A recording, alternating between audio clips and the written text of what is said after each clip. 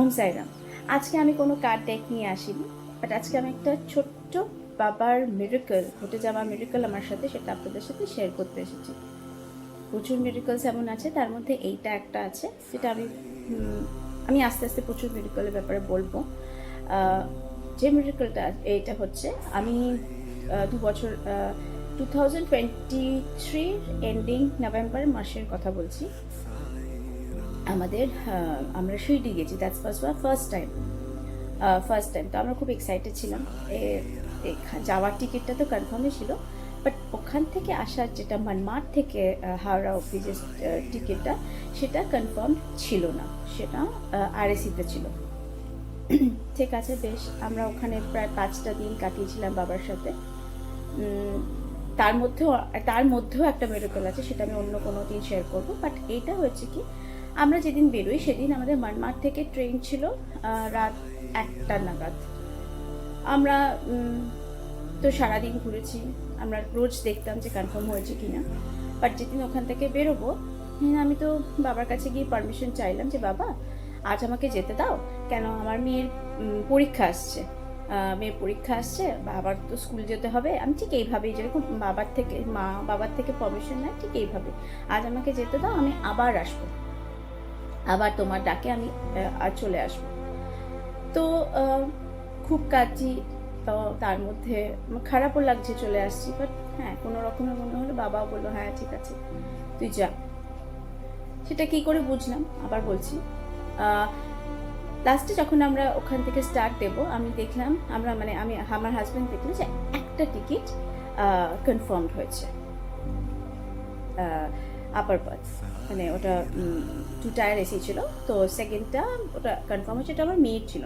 But আমার আর আমার হাজব্যান্ডের ওটা কনফার্ম ছিল না, তখনও আরএসিতে চলছে মানমাড স্টেশন থেকে। আমরা তখন আমাদের ক্যান্সেল করার কোনো স্কোপ ছিল না, যে ক্যান্সেল করে অন্য কোনো রুট দিয়ে আসবো, সেটাও হবে না।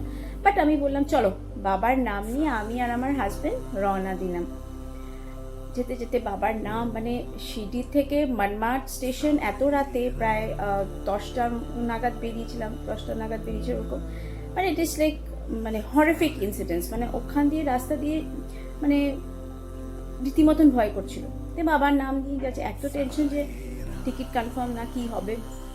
বাবার নাম নিতে নিতে নিতে আমরা পৌঁছে গেলাম মানমাড স্টেশনে যখন পৌঁছলাম, বাবা সে তো আরেক অভিজ্ঞতা, সেটা আমি আর অন্য কোনো দিন শেয়ার করবো কী করে বাবা আমাকে স্বপ্নতে ওই জায়গাটাও দেখিয়েছিলেন।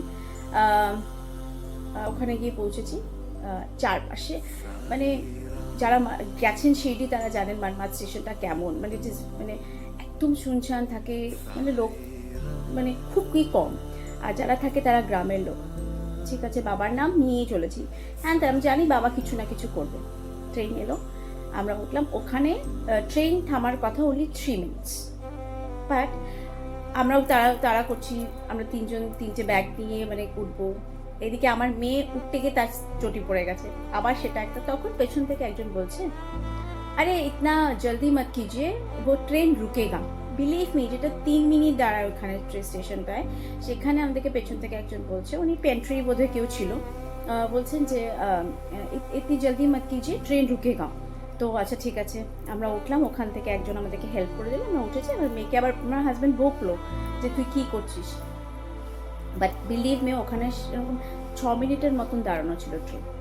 আচ্ছা, মেয়েকে একটা জায়গায় সেটেল করে দিলাম, মেয়েটা একটু শরীরটা খারাপ ছিল, মেয়েকে সেটেল করে দিলাম। ওখানে হাজব্যান্ড পাইট ছিল, উনি বললেন যে आप शिरडी से आ रहे हो, अच्छा बाबा से मिल के आ रहे हो।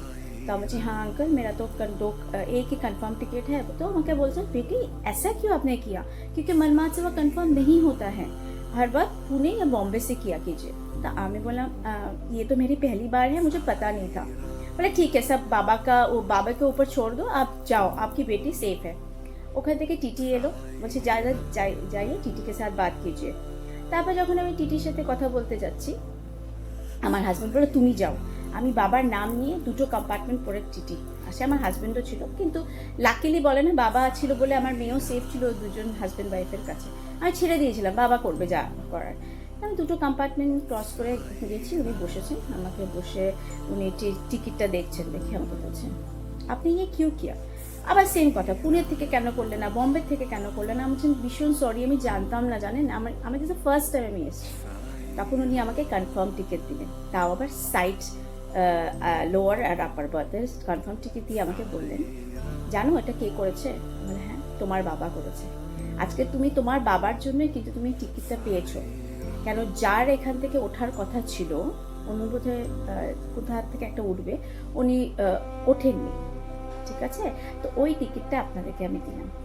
আমি ভেবেছি প্রচুর টাকা লাগবে, ওনাকে আমি আমার খুশি মতন 1000 টাকাই দিয়েছি, বিকজ একটা আরএসিকে কনফার্ম করা মানে বিশাল জিনিস, পেয়েছি। বাট এইটাও দেখেন, আমি তো সাইড আপার লোয়ারটা আমার খুব ফেভারিট জায়গা, মানে ওখানটায় কেউ কাউকে ডিস্টার্ব করে না, স্পেশালি সেকেন্ড এসিতে পর্দা লাগিয়ে দিলে তুমি জাস্ট ওখানে। তো আমার মেয়ে জাস্ট আরেকটা ইয়েতেই ছিল, আর আমি আর আমার হাজব্যান্ড, উনি বারবার এসে আমাকে বলছে बेटी को अकेले मत छोड़ना, बेटी के पास जाके वहाँ पे चले जाओ, अगर कोई कुछ बोलते हैं बोलना मेरा नाम ये है, आप बोल देना कि मैंने बोला है। तो हम बोलते नहीं नहीं मैं सेफ हूँ, बेटी भी सेफ है, मैं तो मुझे तो दिख रहा है, मेरे वो उसके पैर में वो दिख रही है। तो बोला नहीं नहीं फिर भी आप वहाँ पे चले जाओ, দুবার এসে কথাটা বলেছে। আমি তখন স্ট্যান্ড হয়ে গেলাম, এক তো বাবা আমার ফেভারিট প্লেসটা দিয়ে দিল, কনফার্ম টিকিট ছিল, আমি আর আমার হাজব্যান্ড জাস্ট ট্রেনে বসা, মানে আমরা জাস্ট আড়াইটে অবধি এটাই ডিসকাস করলাম, যেখানে কনফার্ম নয়, যেখানে মানে যেটা মাঠ থেকে করারই কথা না, মানে it is like a miracle. কেন, যে দেখেছে সবাই একই কথা বলেছে, এখান থেকে পাওয়া যায় না, ইম্পসিবল।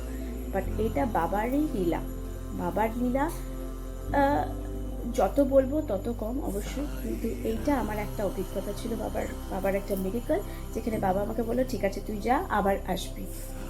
তাই বাবার ইয়েতে, বাবার আশীর্বাদে এই আবার আমার মেয়ে 12-এর পরীক্ষার পর আবার আমি বাবার কাছে যাচ্ছি। Thank you Om Sairam.